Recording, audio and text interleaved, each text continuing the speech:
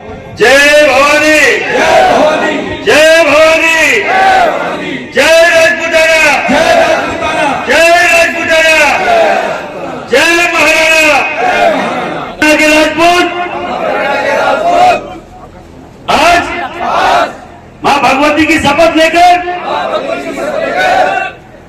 ये तय करते हैं कि अब की बार भारतीय जनता पार्टी को इन सांसद के चुनाव में वोट नहीं देंगे और इसको हराने का काम करेंगे।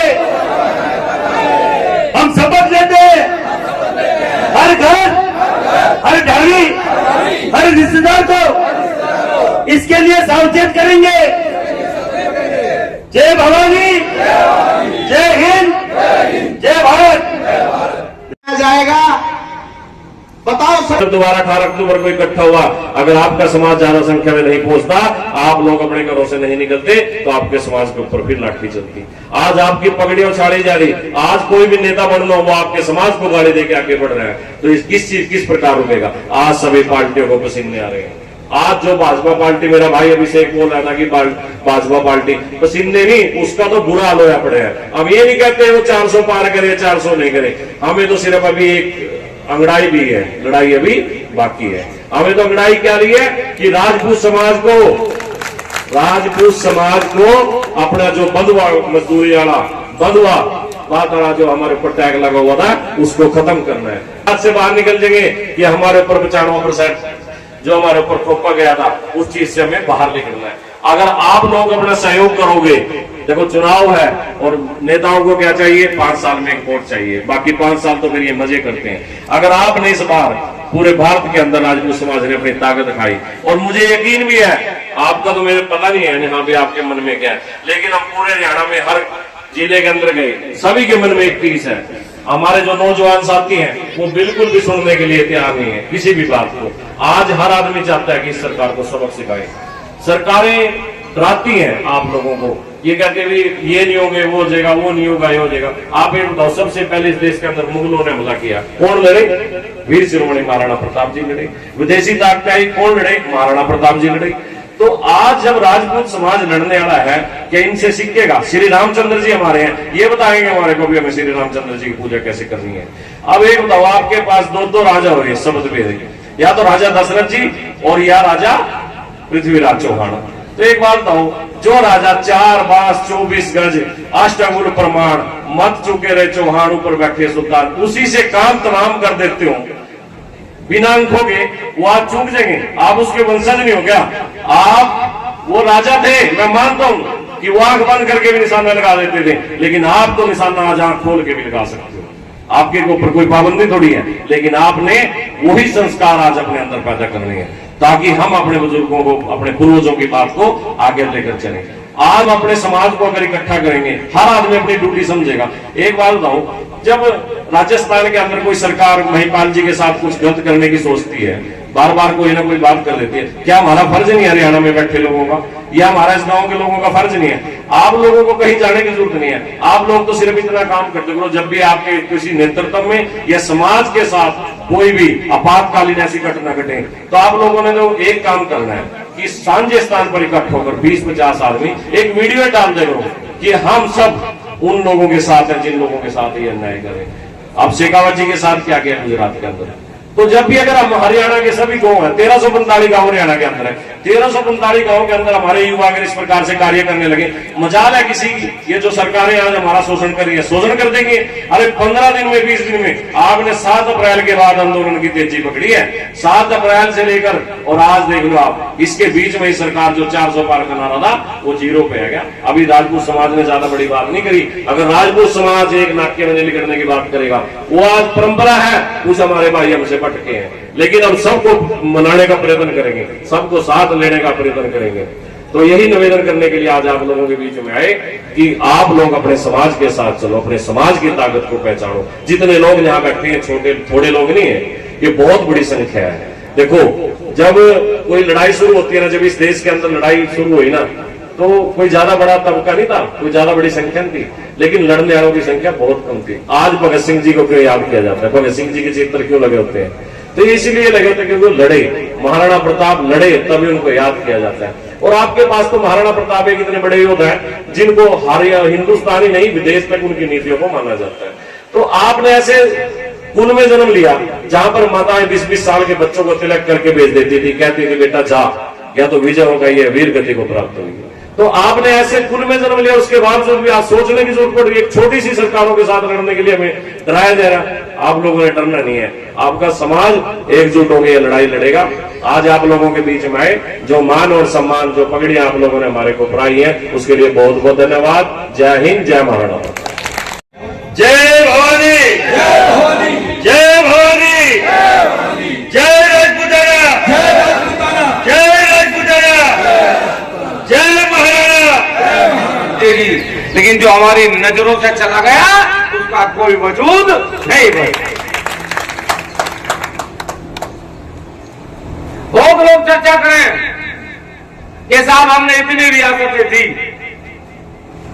रियासतें साथियों, आज भारत को वर्तमान में आप क्या लोग आज क्या चीज दे रहे, इस पर विचार करो। रियासतें छोड़ दो, 4,500 विधायक बने भारत में, 4500 विधायक बनते हैं भारत के अंदर। 1438 सीटों पे आप चुनाव नहीं लड़ सकते, वो सीटें रिजर्व हैं। आज भी ये भारत को दे रहे हैं। 543 सांसद, राज्यसभा के सदस्य मिलाकर 800, 138 सीटों पे आप चुनाव नहीं लड़ सकते, आज भी भारत को दे रहे। 80-90% अंक लाके आप नौकरी पे नहीं जा सकते, और 35-36% अंक लाके नौकरी पे चला जा, ये भी आज भारत को आप लोग दे रहे। और भारत के लोग पूछे कि हमने भारत को क्या दिया, और फिर आप घर बैठ के ये चर्चा करें कि मोदी चला गया तो देश गुलाम हो जाएगा, अमित शाह चला गया तो देश गुलाम हो जाएगा। तुम्हारे लिए ना कांग्रेस अच्छी, ना भाजपा अच्छी। मैं एक बात ईमानदारी से तुम्हारे से पूछना चाहता हूं, इस देश का नाम भारत है कि भाजपा है? भारत है ना। और भारत किसके नाम पे है? हमारे पूर्वजों के नाम पे इस देश का नाम भारत। ये देश हमारा है। चौहान ऐसे नहीं बोला जाता कि 500 रुपए का बोर्ड लगा के कहीं सी और उस पर लिख दिया गुजर सम्राट पृथ्वीराज चौहान। चौहान बनने के लिए आंखों की रोशनी जाने के बावजूद भी मोहम्मद गोरी की छाती में तीर मार दे, पृथ्वीराज चौहान मार जाए। और लोग चर्चा करें,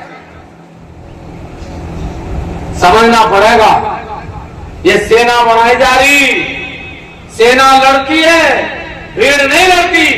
ये सेना तैयार होने लग रही पूरे भारत में। कितने लोग चाहते हैं कि राजपूत पूरे भारत का एक हो, चाहते हैं कि पूरे भारत का राजपूत एक हो, सब चाहते हैं ना। तो अगर राजपूतों को एक करो और ये संकल्प उठाओ कि हर पार्टी से बड़ा समाज है और हर नेता से बड़ा हमारा महापुरुष है। यदि हमारे महापुरुषों का अपमान होगा तो हर एक से बदला लिया। सारी बातें होगी, मैं सारी बातों पर ज्यादा चर्चा नहीं करना चाहता। एक बात क्या है, अपनी वाणी को विराम दूंगा। हमारे गांव में रामलीला हो रही थी, इस दिन अंगद का पाठ हो रहा था, अंगद बीमार पड़ गया। अब जो रामलीला हो रहा था उसने कहा भाई अंगद बीमार हो गया, हमारे वाला गांव में तो कोई अंगद दे दो आज। वो कहना उसे भाई इतना काम तो कर देगा। अब वो अंगद गया रावण के दरबार में, पैर जमा लिया, खड़ा हो गया। पर्दे के पीछे पंडित जी खड़े थे। पंडित जी ने कहा अंगद तुझ रावण को नुक है कि हे दुष्ट रावण, तेने माता सीता का हरण करके अपनी जैनापद में गिर ली। भगवान श्री राम तेरे कुल को, तुझे, तेरी इस लंका को नष्ट कर देंगे और तेरा सर्वनाश कर देंगे। अब भी यदि तुझे बुद्धि है तो तू माता सीता को सह सम्मान भगवान श्री राम के पास ले जा, नहीं तो तेरा नाश हो जाएगा। वो अंगद इतना बड़ा भाषण शुरू में भूल गया। तो रावण जो पंडित जी पर्दे के पीछे का कह रहे, या तो तू कर रहे, नहीं तो तेरा नाश हो जाएगा। हमारी बात सब सुन ले, नाश होने में कोई कसर नहीं है।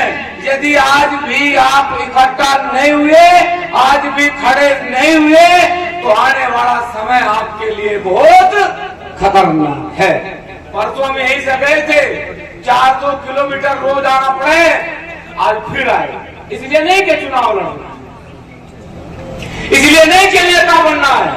महिपाल मकराना जी ठीक कह रहे थे। आप समझो हम लोगों पे कितना दबाव होता होगा, कितना दबाव, कितने लालच दिए जाते होंगे।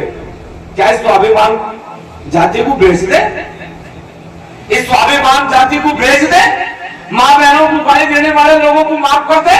और कुछ लोग 2 पौधे मार के सांझ को फोन पे लिख के भेजे हैं कि ये तो कांग्रेस के एजेंट है, ये तो ढिगड़े के एजेंट है, ये तो फलाने के।